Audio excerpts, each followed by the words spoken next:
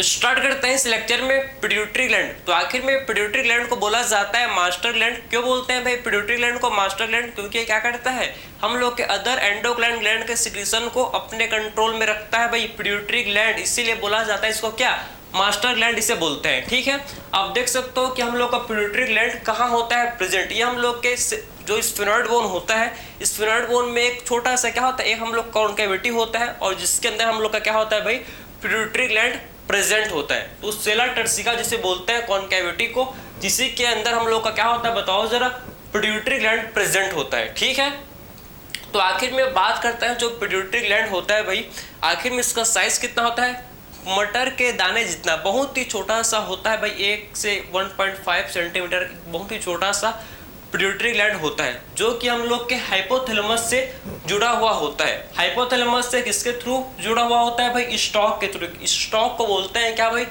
Infundibulum. तो infundibulum एक structure होता है भाई, जिसके थ्रू हम लोग का जो पिट्यूटरी ग्लैंड है ये हाइपोथैलेमस से जुड़ा हुआ होता है। ठीक है, आखिर में जो पिट्यूटरी ग्लैंड होते हैं भाई, पिट्यूटरी ग्लैंड में आप देखो हार्मोन जो है आते हैं कहाँ से, हाइपोथैलेमस से। हाइपोथैलेमस में ग्रुप ऑफ न्यूरोसेक्रेटरी सेल होते हैं जो हार्मोन को रिलीज करते हैं, और हार्मोन हम लोग का भाई कहाँ था भाई, हाइपोथैलेमस। हम लोग ने पढ़ा है कि हाइपोथैलेमस 2 टाइप के हार्मोन को रिलीज करता है भाई, एक हम लोग का रिलीजिंग हार्मोन और दूसरा इनहिबिटिंग हार्मोन। 2 टाइप के हार्मोन को क्या करता है, हाइपोथैलेमस रिलीज करेगा। एक हम लोग का है रिलीजिंग हार्मोन और दूसरा क्या है, इनहिबिटिंग हार्मोन। ठीक है, हाइपोथैलेमस हार्मोन रिलीज किया और हार्मोन जो है भाई हम लोग के पोर्टल सर्कुलेशन के थ्रू जो है एंटीरियर पिट्यूटरी के पास जाता है। पोर्टल सर्कुलेशन स्पेशल टाइप का सर्कुलेशन है जो हम लोग के अंदर देखने को मिलता है भाई। इसमें क्या होता है, पोर्टल सर्कुलेशन में जो ब्लड है हम लोग का सबसे पहले हाइपोथैलेमस से ब्लड कहाँ जाएगा भाई, एंटीरियर पिट्यूटरी के पास, और फिर एंटीरियर पिट्यूटरी से ब्लड जाएगा हार्ट के पास। मतलब इसमें ये नहीं होता कि इसमें ब्लड जो है डायरेक्टली हाइपोथैलेमस से हार्ट में नहीं जाएगा, हाइपोथैलेमस से ब्लड पहले कहाँ आएगा भाई, एंटीरियर पिट्यूटरी के पास, और फिर एंटीरियर पिट्यूटरी से ब्लड जाएगा हार्ट के पास। इसीलिए बोलते हैं इसको पोर्टल सर्कुलेशन, क्योंकि इसमें ब्लड का स्पेशल फ्लो हो रहा है भाई, एक ऑर्गन से दूसरे ऑर्गन में ब्लड का पहले फ्लो हो रहा है और फिर हार्ट के पास जा रहा है, इसीलिए इसको बोलते हैं क्या, पोर्टल सर्कुलेशन। तो हाइपोथैलेमस से ब्लड जो है सबसे पहले कहाँ आएगा, एंटीरियर पिट्यूटरी में, और उस ब्लड में क्या होंगे भाई, उस ब्लड में हम लोग के हार्मोन्स प्रेजेंट होंगे। ठीक है, तो ब्लड पहले हाइपोथैलेमस से भाई एंटीरियर पिट्यूटरी के पास आएगा और उस ब्लड में हम लोग के हार्मोन्स प्रेजेंट होंगे, और हार्मोन्स हम लोग के कौन से हार्मोन्स होंगे, रिलीजिंग हार्मोन प्रेजेंट होंगे, और हार्मोन हम लोग का भाई एंटीरियर पिट्यूटरी में जाएगा, और एंटीरियर पिट्यूटरी माने के बाद वो जो रिलीजिंग हार्मोन है स्टिमुलेट करेंगे किसको, एंटीरियर पिट्यूटरी को स्टिमुलेट करेंगे, और जिससे हम लोग को जो एंटीरियर पिट्यूटरी रिलीज करेगा भाई ये हार्मोन को रिलीज करेगा। ठीक है, अब देखो एंटीरियर पिट्यूटरी के हार्मोन को डिस्कस कर लेते हैं। तो कौन कौन सा हार्मोन रिलीज करता है भाई, टोटल ये हम लोग के 6 हार्मोन, मेनली बोल सकता है 7, लेकिन 6 हार्मोन को मेनली सीक्रेट करता है हम लोग का एंटीरियर पिट्यूटरी। आपने पढ़ा होगा कि जो एंटीरियर पिट्यूटरी है इसी को बोलते हैं एडेनोहाइपोफाइसिस। सर हम लोग ने अगर पढ़ लिया होता तो आपसे कोई पढ़ते, ये लेक्चर क्यों देखते? अरे मजाक कर रहा हूँ भाई, कुछ हमेशा सीरियस हमेशा। देखो तो एंटीरियर पिट्यूटरी कोई बोला जाता है क्या सर, इसी को बोलते हैं एडेनोहाइपोफाइसिस। एडेनोहाइपोफाइसिस इसे बोलते हैं भाई। और एंटीरियर पिट्यूटरी में 2 लोब होते हैं भाई, एक हम लोग का होता है पार्स डिस्टालिस, दूसरा होता है पार्स इंटरमीडिया। ये जो पार्स इंटरमीडिया है हम लोग के अंदर प्रेजेंट होता है during embryonic development. Embryonic development के टाइम ये होता है प्रेजेंट, और उसी टाइम क्या होता है, ये पार्स इंटरमीडिया मर्ज हो जाता है पार्स डिस्टालिस के साथ। समझ गए आपको? तो during embryonic development pars intermedia merged with pars distalis, और एक कॉमन एक चैम्बर बनता है जिसको बोलते हैं क्या भाई, हम लोग कॉमन लूप बनता है जिसे बोलते हैं क्या, कॉमन लोब को बोला जाता है एंटीरियर पिट्यूटरी, और इसी को बोलते हैं क्या, एडेनोहाइपोफाइसिस। इसी को बोला जाता है सर एडेनोहाइपोफाइसिस। ठीक है, समझ है? दूसरा जो लोब होता है जिसे बोलते हैं भाई पार्स नरोसा। पार्स नरोसा जो कि किसका पार्ट है, पोस्टेरियर पिट्यूटरी का। ठीक है, तो पार्स नरोसा सर पोस्टेरियर पिट्यूटरी का पार्ट होता है, और पोस्टेरियर पिट्यूटरी को ही बोला जाता है क्या, न्यूरोहाइपोफाइसिस इसे बोलते हैं। तो आखिर में आप देखो भाई कौन कौन से एंटीरियर पिट्यूटरी के हार्मोन है, इसको आप देखो। बेस्ट निमोनिक याद करने का है फ्लैट पीजी। आपका जो पीजी है ये पूरा चिपटा है, मतलब फ्लैट है, ठीक है। जैसे कि अर्थ तो हम क्या होते हैं, फ्लैट होता है, वैसे आपका पीजी भी फ्लैट है, ठीक है। तो F for FSH, L for LH, A for ACTH, T for TSH, P for prolactin and G for growth hormone. FSH सबको पता है, फॉलिकल स्टिमुलेटिंग हार्मोन। ये मेल और फीमेल के अंदर इसका अलग अलग काम होता है। ये सारे के सारा जो हार्मोन है flat, FSH, LH, ACTH, TSH, ये सारे के सारे ऑर्गन को पढ़ेंगे, सारे के सारे ऑर्गन मतलब ग्लैंड को पढ़ेंगे, कौन से ग्लैंड से सिक्रीट होते हैं और क्या इनका रोल होता है, इसको डिटेल में पढ़ा जाएगा, ठीक है। अभी मैं आपको बेसिक बता रहा हूँ। जो FSH है, FSH मेल में क्या करता है भाई, स्पर्मेटोजेनेसिस में हेल्प करता है।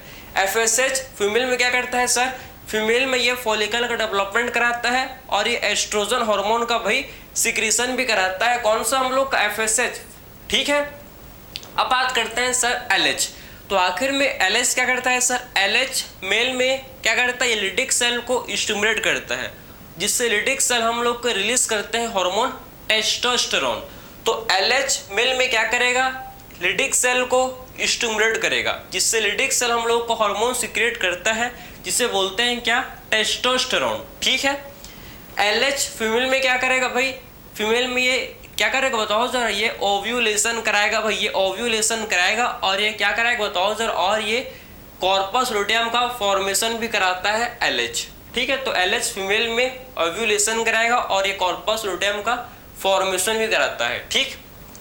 अब बात करते हैं भाई ACTH, एड्रीनोकॉर्टिकोट्रॉफिक हार्मोन। एड्रीनोकॉर्टिकोट्रॉफिक हार्मोन, ये हार्मोन जो है भाई एड्रिनल ग्लैंड को स्टिमुलेट करता है। जो एड्रिनल ग्लैंड का कॉर्टेक्स वाले पार्ट होता है मेनली, उसी को ये स्टिमुलेट करता है और ये हार्मोन को रिलीज कराता है, जैसे कि ग्लूकोकॉर्टिकॉइड, कॉर्टिसोल, मेरिनेलोकॉर्टिकॉइड, वो हार्मोन को ये सिक्रेट कराता है हम लोग का जो है ACTH, ठीक है। TSH, thyroid stimulating hormone. Thyroid stimulating hormone ये थायराइड ग्लैंड को स्टिमुलेट करेगा और T3, T4 हार्मोन का सिक्रेशन कराएगा, ठीक है। प्रोलैक्टिन आपने पढ़ा होगा भाई सर, वही सेम बात हम लोग ने पढ़ा होगा, तो आपसे क्यों पढ़ते। प्रोलैक्टिन जो है भाई ये क्या करता है बताओ सर, ये हम लोग का मिल्क का प्रोडक्शन, ये मेमोरी ग्लैंड में मिल्क का प्रोडक्शन कराता है और ये मेमोरी ग्लैंड को भी डेवलपमेंट कराता है, ठीक है। समझ आया प्रोलैक्टिन का रोल, आखिर में क्या फंक्शन भाई ये परफॉर्म करता है प्रोलैक्टिन। अब बात करते हैं ग्रोथ हार्मोन।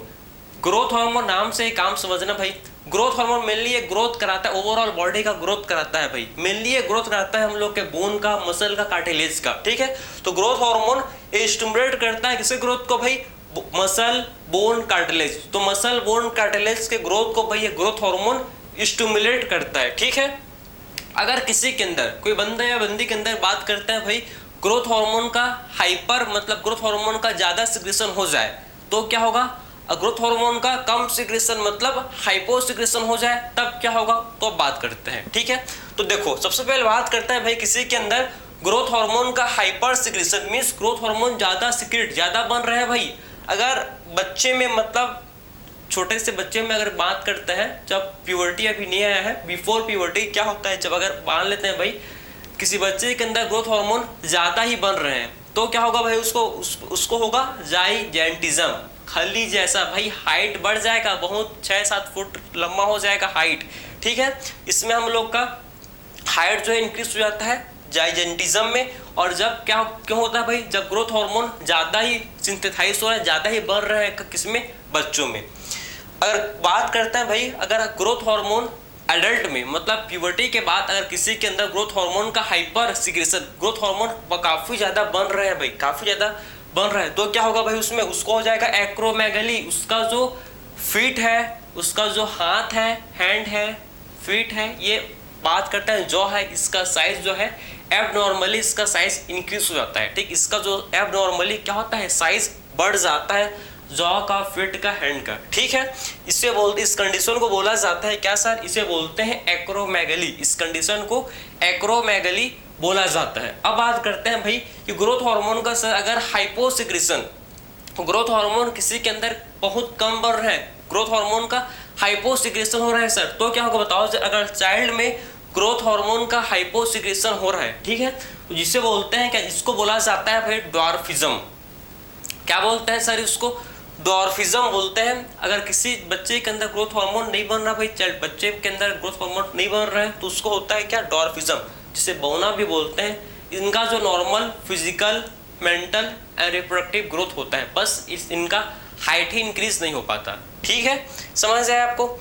एडल्ट में अगर हाइपोसिक्रेशन हो जाए, ग्रोथ हार्मोन नहीं बने भाई, हम लोग के अंदर एडल्ट हैं, हम लोग, आप भी एडल्ट हो, अगर आपको प्यूबर्टी आ चुका है भाई, ठीक है, तो उसमें उस कंडीशन में जो डिसीज होता है जिसे बोलते हैं एक्रोमैक्रिया।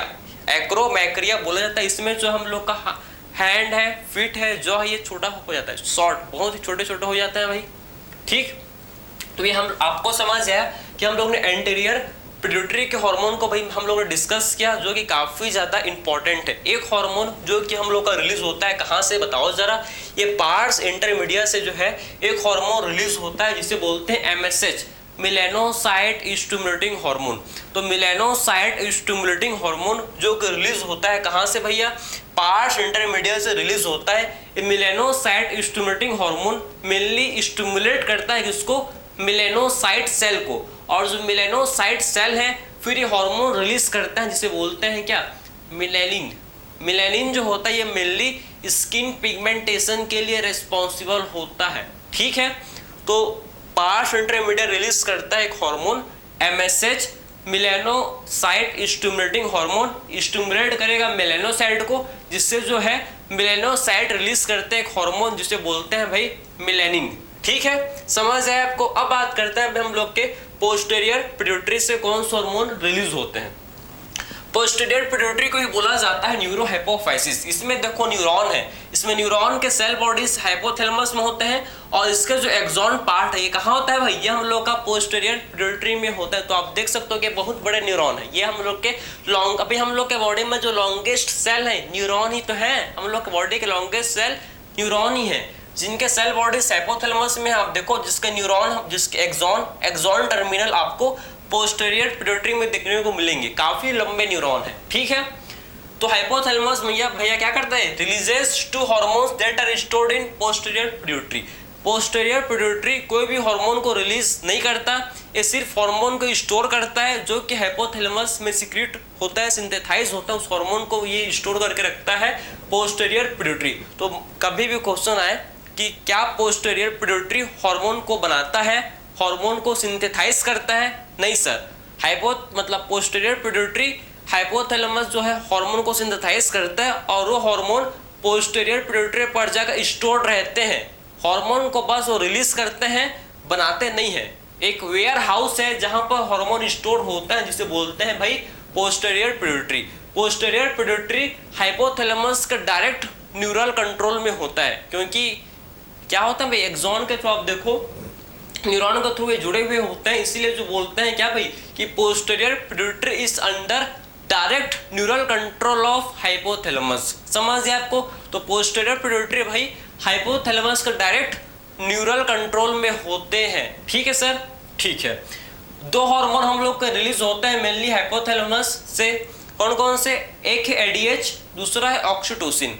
ADH को ही बोलते हैं क्या सर, वैसोप्रेसिन। ADH क्या होता है, anti diuretic hormone. Anti diuretic hormone को बोला जाता है सर ADH। मेनली ये वाटर का रीअब्जॉर्प्शन कराता है, कहाँ से, किडनी से। ठीक है, जब बॉडी में भैया आप जब पानी नहीं पीते, जब आपका बॉडी डिहाइड्रेशन कंडीशन में आता है भैया, ठीक है, तब हम लोग क्या होता है, ADH रिलीज होता है, हम लोग का ADH हार्मोन रिलीज होता है हाइपोथैलेमस से। ADH मेनली वाटर का रीअब्जॉर्प्शन कराता है। वाटर का क्या कराएगा भाई, रीअब्जॉर्प्शन कराता है। एंटी डाययूरेटिक हार्मोन मतलब जो डायूरेसिस को प्रिवेंट करे उसको बोलते हैं एंटी डाययूरेटिक हार्मोन। पानी की कमी जब होता है शरीर में तब ADH हार्मोन रिलीज होगा, और ये वाटर को रीअब्जॉर्ब कराएगा भाई, जिससे आपके बॉडी में वाटर रिटेन रहे। ठीक है, यूरिन आपका कम बनता है क्योंकि वाटर का रीअब्जॉर्प्शन यहाँ होता है। ठीक, वैसोप्रेसिन क्या करता है सर, वैसोप्रेसिन ये कंस्ट्रिक्शन ऑफ ब्लड वेसल, भाई ब्लड वेसल को कंस्ट्रिक्ट, जो ब्लड वेसल के स्मूथ मसल है उसको कंस्ट्रिक्ट कर देगा, और जब ब्लड वेसल हम लोग का कंस्ट्रिक्ट हो जाएंगे तो ब्लड प्रेशर ऑटोमेटिक इंक्रीज हो जाता है। ठीक है, तो वैसोप्रेसिन ब्लड वेसल को कंस्ट्रिक्ट कर देता है, जिससे ब्लड वेसल का कंस्ट्रिक्शन हो जाता है और ऑटोमेटिक ब्लड प्रेशर भाई बढ़ जाता है। सर ऑक्सीटोसिन क्या करता है, ऑक्सीटोसिन हम लोग का, ऑक्सीटोसिन को बोलते हैं बर्थ हार्मोन। क्योंकि ये आप बताओ sir during labour during child birth mainly hormone का रोल होता है। ये जो यूट्रस में क्या होता है, जो स्मूथ मसल है उसका ये कॉन्ट्रैक्शन कराता है ड्यूरिंग पार्चुरेशन ड्यूरिंग डिलीवरी। ठीक है, जिससे जो बेबी है भाई मदर से क्या होता है बाहर उनका क्या होता है बर्थ हो जाता है। ठीक है, और ऑक्सीटोसिन को बोलते हैं भाई मिल्क इजेक्टिंग हार्मोन। ये मिल्क आफ्टर बर्थ, ये मिल्क का इजेक्शन, मिल्क का प्रोडक्शन प्रोलैक्टिन मिल्क को बनाएगा, मिल्क का प्रोडक्शन प्रोलैक्टिन करता है, लेकिन मिल्क का इजेक्शन, मिल्क को बाहर कौन निकालता है, मिल्क के इजेक्शन में हेल्प करता है हार्मोन जिसे बोलते हैं भाई ऑक्सीटोसिन।